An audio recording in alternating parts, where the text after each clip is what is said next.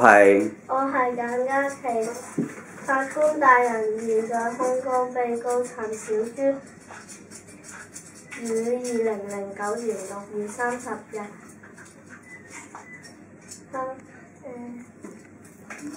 盜竊香港居民李小雞港幣1000元。陳小珠2年20歲，和李小雞成立為朋友。一次小雞給1000元，給1000元俾陳小珠。陳小珠代買開學書本。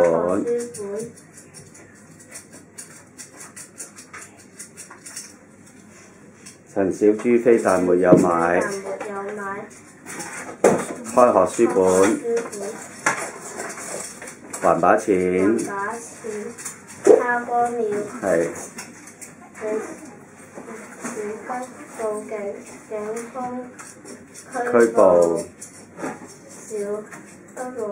陳小珠，控以盜竊罪。法官大人，我的發言完畢。OK，可以開始。我係鄭欣源，法官大人，我現在為被告求情。被告無錢，失業，又冇爸爸嘅照顧，佢無心偷錢，淨係連買嘢食嘅錢都冇，所以自偷錢。仲有佢爸爸嘅求情信，內容講我係佢嘅爸爸，因為我當時唔喺香港，婆婆又冇錢，所以小珠被逼偷錢。請法官考慮輕判。係啊。可唔可以講我個名先？係啊，講個名先啦。我叫黃正文。法官大人，我而家為幫被告求情。被告失業冇錢，又沒有爸爸嘅照顧，所以 I don't remember。我要睇，我唔記得咗啦。OK， 可以。法官大人，我現在為被告求情。被告冇錢，失業又沒有爸爸照顧，居冇心偷錢，只係因為連食飯的錢都沒有，所以自偷錢。呢度仲有爸爸嘅求情信，內容話我係他的爸爸，因為當時我唔喺香港，所以佢婆婆又冇錢，所以小豬被逼偷錢。跟住佢咧，法官大人請考慮輕判，咁樣嘛？要。陳子華，法官大人，被告陳小珠因為年幼就失去母親，而父親經常喺內地工作，而照顧陳小珠嘅責任就交由年逾80歲嘅祖母負責。被告喺中三就輟學，冇家庭嘅愛護同埋適當嘅教導。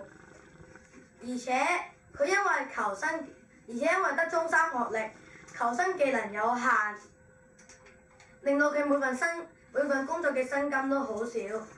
而佢今次嘅犯案，只因為佢當時係冇工作，經濟有困難，並且一時糊塗，並想用啲錢去買東西幫補家計。被告喺案發之後，已經一直努力揾工作，想將錢還翻俾李小明，但可惜金融海嘯爆發，經濟大蕭條，企業紛紛裁員，一時間好難揾到工作，所以先還唔到錢嘅啫。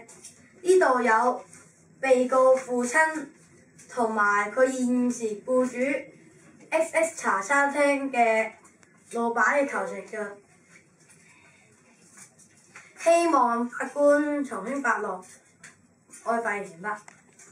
開始講咗自己嘅名先。我叫做譚子賢。法官大人，我現在為被告求情。睇住鏡頭繼續。被告冇錢失業又冇爸爸照顧，佢冇心偷錢，只係因為連食飯嘅錢都冇，所以自偷錢。仲有佢爸爸嘅求情信，內容講愛佢爸爸，因為我當時唔喺香港，愛台又冇錢，所以小豬被逼偷錢。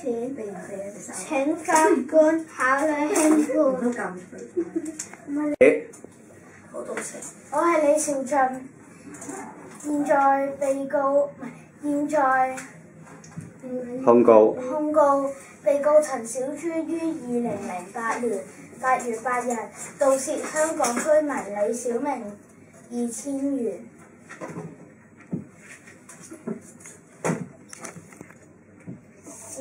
陳小豬現年21歲，和李小明原為朋友。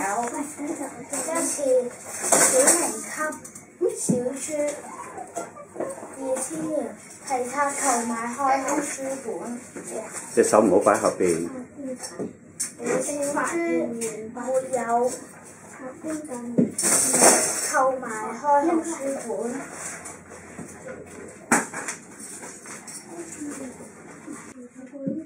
話把錢花光了。小明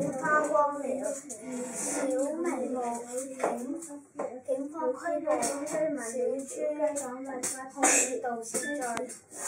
法官大人，我的發言完畢。